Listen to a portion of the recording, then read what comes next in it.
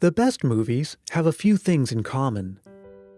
Memorable scenes, quotable lines, characters you root for, an engaging story, and timeless appeal. And if that movie also happens to be a Christmas movie, well, then it's all but destined to become a Christmas classic. In 1983, moviegoers were introduced to Little Ralphie Parker, an Indiana schoolboy who wanted just one thing for Christmas, a Red Ryder BB gun. And in the 34 years since its release, A Christmas Story has become one of America's favorite holiday films. You might even say it's become a modern Christmas tradition. And it's taken on a life beyond itself. What with the 24-hour marathon and the various merchandise and stage adaptations and sequels, the house in the movie was made into a museum, and there's even a bronze statue of Flick licking the flagpole at the Indiana Welcome Center.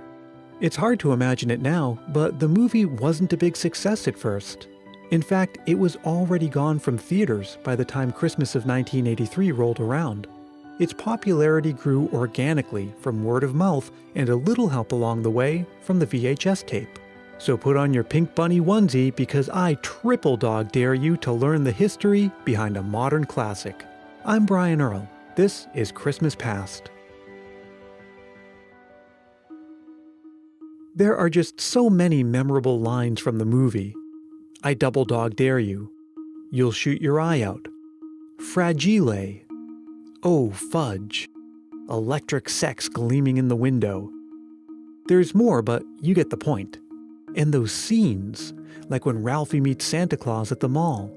The showdown with Scut Farkus, and yes, it's Scut Farkus, S-C-U-T, not Scott. The leg lamp, the pink bunny onesie, the Chinese restaurant, and of course that iconic scene. I mean the one commemorated in bronze at the Indiana Welcome Center, where Ralphie's friend Flick is triple dog-dared into licking a frozen flagpole. There was a real pole there, but they put a piece of plastic over it that they had painted to look like a pole. That's Scott Schwartz.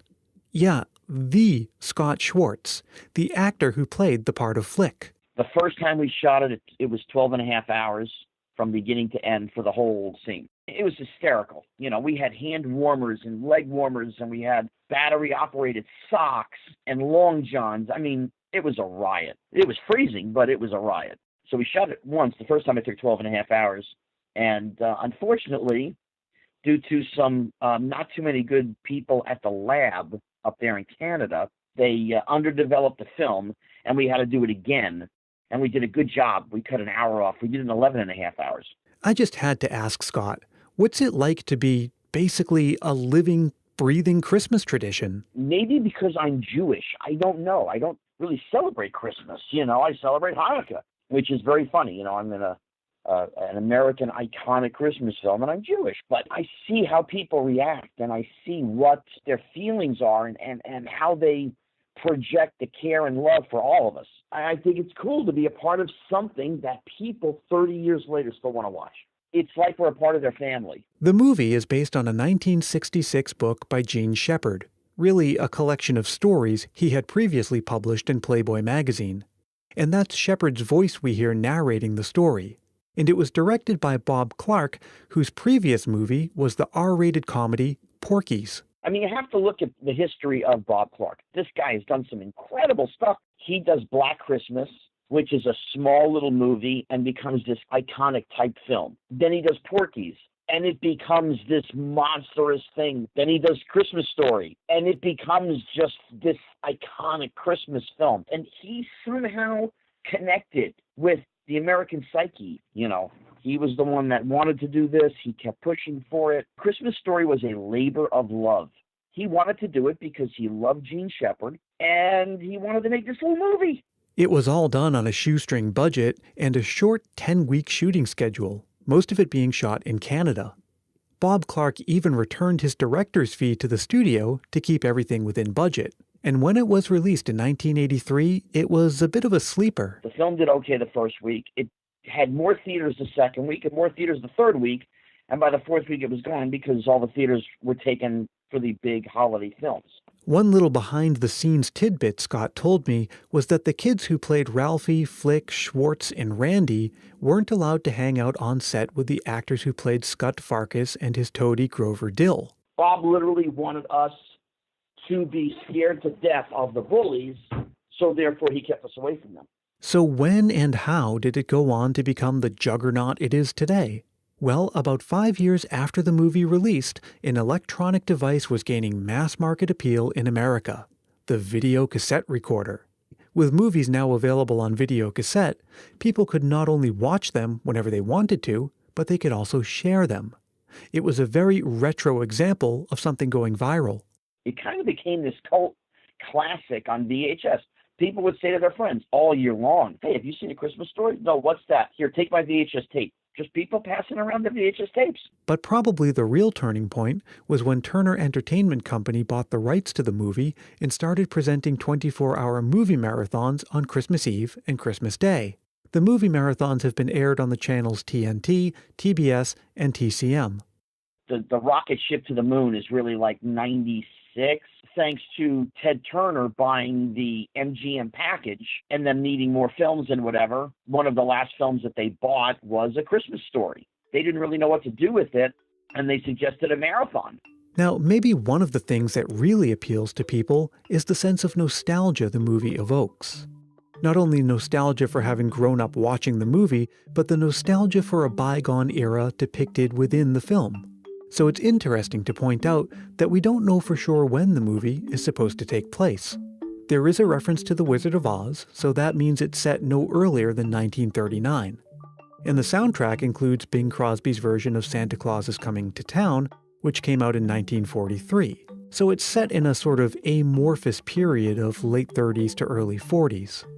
But like I said earlier, there's that sense of timelessness about it. The story of the young boy and that one special Christmas gift he dreams about is something anyone who celebrates Christmas can relate to, regardless of time and place. And that's why, even though I can probably recite the movie by heart, I will most definitely be revisiting Ralphie and the gang this Christmas just as I've done every Christmas for the last 20-odd years.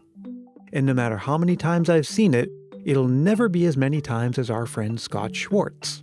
I watched it probably 500 or 600 times by the time I was 18 years old. You watch it during the holidays. So even if you watch it 5 times, 6 times over the course of the holidays, it's going to take you 30 years to watch that movie as many times as I've seen it already. I've seen it 600, 800 times.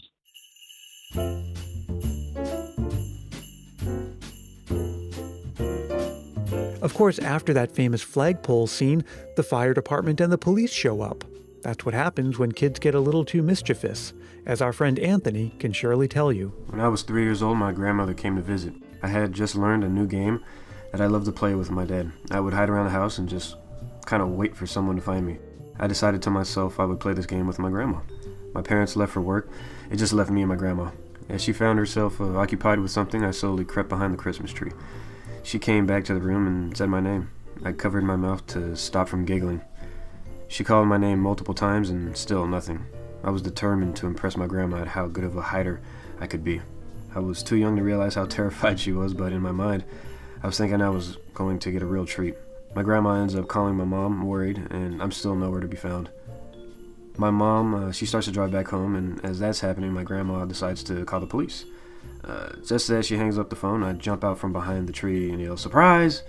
She was incredibly startled and was quite upset with me. Once she canceled the police presence, she scolded me about why it's not okay to do that and went back to cooking things in the kitchen for later that day, helping me make one of my family's best Christmas memories. Anthony is a blogger and soon-to-be podcaster who's interested in true crime. You can check out his blog at criminallyintrigued.com. Well, guess what, guys? That was the last regularly scheduled episode of Christmas Past for the 2017 season. When I say regularly scheduled, I mean episodes like this where I dig into the backstory behind a tradition. But if you've been following along, you'll remember that last time I told you I've got a special bonus episode lined up. It's coming out this Friday, and that's why this episode arrived on a Wednesday and not a Thursday. I needed to make room for the bonus episode.